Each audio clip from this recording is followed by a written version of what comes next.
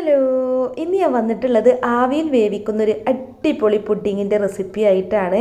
നമ്മുടെ അടുക്കളയിലുള്ള വെറും 4 ചേരുവകൾ മതി കേട്ടോ ഈ പുഡിങ് ഉണ്ടാക്കാൻ. നല്ല അടിപൊളി ടേസ്റ്റാണ്, പിന്നെ എളുപ്പമാണ് ഉണ്ടാക്കാൻ. അപ്പോൾ പുഡിങ് ഉണ്ടാക്കാൻ വേണ്ടിയിട്ട് ആദ്യം തന്നെ നമുക്ക് പഞ്ചസാര ഒന്ന് കാരമലൈസ് ചെയ്യണം. അപ്പോൾ അതിന് വേണ്ടി ഒരു നോൺ സ്റ്റിക്ക് പാൻ ചൂടാക്കിയിട്ട് അതിലോട്ട് 3 ടേബിൾ സ്പൂൺ പഞ്ചസാര ഇട്ട് കൊടുത്തിട്ടുണ്ട്. ഇനി ഇതിലേക്ക് 1 ടേബിൾ സ്പൂൺ വെള്ളമാണ് ഒഴിച്ചു കൊടുക്കുന്നത്.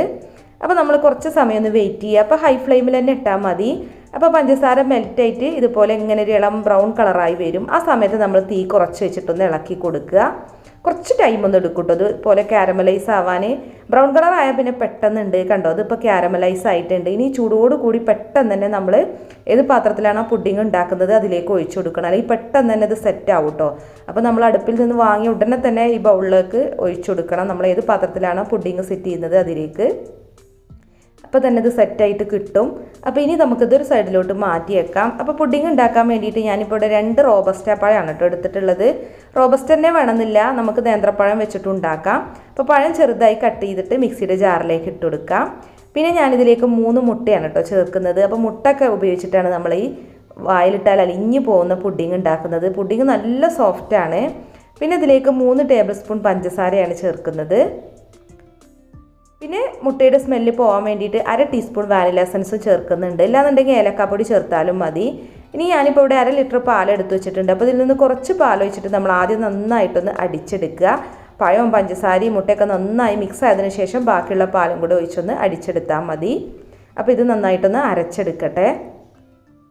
അപ്പോൾ ഇത് ഞാനിവിടെ നല്ലപോലെ അരച്ചെടുത്തിട്ടുണ്ട്. ഇനി ബാക്കിയുള്ള പാലും കൂടെ ഒഴിച്ചിട്ട് ഒന്നും കൂടെ ഒന്ന് മിക്സ് ചെയ്തെടുക്കുക.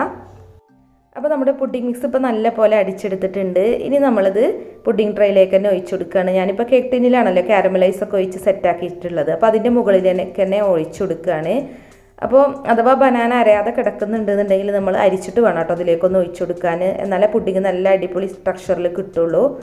അപ്പോൾ ഞാൻ ഒരു സിൽവർ ഫോയിൽ പേപ്പർ വെച്ചിട്ട് ഈ ടിന്നൊന്ന് കവർ ചെയ്തെടുത്തിട്ടുണ്ട്. ഇനി നമ്മളിത് ആവിയിലാണ് കേട്ടോ വേവിക്കുന്നത്. അപ്പോൾ ഞാനൊരു സ്റ്റീമറിൽ വെള്ളം വെച്ചിട്ട് നല്ലപോലെ തിളപ്പിച്ചിട്ടുണ്ട്. എന്നിട്ട് ഇതിലാണ് ഇപ്പോൾ വെച്ച് കൊടുക്കുന്നത്. ഇനി ഇതുപോലെ സ്റ്റീമറൊന്നും ഇല്ലാന്നുണ്ടെങ്കിൽ ഒരു പാത്രത്തിൽ വെള്ളം തിളപ്പിച്ചിട്ട് അതിൻ്റെ മുകളിൽ നമ്മൾ ഉണ്ടാക്കി വെച്ചിട്ടുള്ള ബൗളുണ്ടല്ലോ അത് ഇറക്കി വെച്ചിട്ട് ആവി കൊള്ളിച്ചാലും മതി കേട്ടോ. നിങ്ങൾ എങ്ങനെയാണ് ആവിയിൽ വേവിക്കുന്നത് വെച്ചാൽ അങ്ങനെ ചെയ്യാൻ, അത് സ്റ്റീമർ തന്നെ വേണമെന്നൊന്നുമില്ല. അപ്പോൾ ഞാനിപ്പോൾ ഇതൊരു 40-45 മിനിറ്റാണ് കേട്ടോ വേവിച്ചെടുത്തിട്ടുള്ളത്. അപ്പോൾ ഇനി നമുക്കിതൊന്ന് തുറന്ന് നോക്കാം. അപ്പോൾ പുഡിങ് നല്ല പോലെ വെന്തിട്ടുണ്ട്. നമ്മൾ ജസ്റ്റ് ഇതിൻ്റെ പുറമേ ഒന്ന് തൊട്ട് നോക്കിയാൽ തന്നെ അറിയാം. ഇനിയിപ്പോൾ ഇല്ലാന്നുണ്ടെങ്കിൽ നമുക്കൊരു ഫോർക്കൊക്കെ വെച്ചിട്ട് ഒന്ന് ജസ്റ്റ് ഒന്ന് കുത്തി നോക്കിയാൽ അറിയാം. 45 മിനിറ്റ് തന്നെ മതിയാവും, അപ്പോഴേക്കും കറക്റ്റായിട്ട് വെന്ത് കിട്ടും. അപ്പോൾ അത് തണുത്തിട്ട് വിട്ട് പോരൽ തുടങ്ങിയിട്ടുണ്ട് കേട്ടോ ബൗളിൽ നിന്ന്. അതിന് ശേഷമാണ് ഞാനിപ്പോൾ ഇതിൽ നിന്ന് എടുക്കാൻ പോകുന്നത്. അപ്പോൾ കുറച്ച് സമയം ഒന്ന് തണുക്കാൻ വേണ്ടിയിട്ട് മാറ്റിയേക്കാം. പിന്നെ വേണമെന്നുണ്ടെങ്കിൽ ഫ്രിഡ്ജിൽ വെച്ചിട്ട് ഒന്നും കൂടെ നന്നായിട്ട് തണുപ്പിച്ചെടുക്കാം കേട്ടോ. പുഡിങ്ങൊക്കെ ആയതുകൊണ്ട് തന്നെ ഫ്രിഡ്ജിൽ വെച്ചിട്ട് തണുപ്പിച്ചിട്ട് സെർവ് ചെയ്യാവും നല്ലത്.